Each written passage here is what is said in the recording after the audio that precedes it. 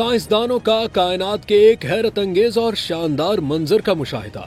एक Azimul जुस्सा black hole से तारीख की सबसे जबरदस्त रोशनी फूट निकली। रोशनी उस वक्त पैदा हुई जब एक बहुत बड़ा सितारा ब्लैक होल के इंतहाई करीब पहुंचा और उसकी कशिश शकल ने उसे निगल लिया। इस रोशनी की शिद्दत सूरज से तकरीबन 100 खरब गुना ज्यादा थी और ये ब्लैक होल जमीन से तकरीबन 11 अरब नूरी साल दूर एक कहकशां के मंजर में वाक़ है। ये ब्लैक होल सूरज के मुकाबले में 30 करोड़ गुना भारी है, यानी मिल्की वे के ब्लैक होल से भी बहुत बड़ा, जिसका वजन सूरज के 40 लाख गुना के बराबर है। माहिरीन के मुताबिक सितारा कम से कम सूरज से 30 गुना बड़ा था और शायद 200 गुना भारी भी हो सकता है। सितारे का मदार किसी तसादुम के सबब ब्लैक होल के करीब आ गया, जहां कशिश शकल ने उसे लंबा और बारीक कर दिया, जिसे माहिरीन सबगिटिफिकेशन कहते हैं। ये इंतहाई रोशन चमक ब्लैक होल के गिर्द गर्दिश करते हुए मवाद के अंदर गिरने पर पैदा हुई। अमेरिका में मुख्तलिफ दूरबीनों से ये मंजर देखा गया।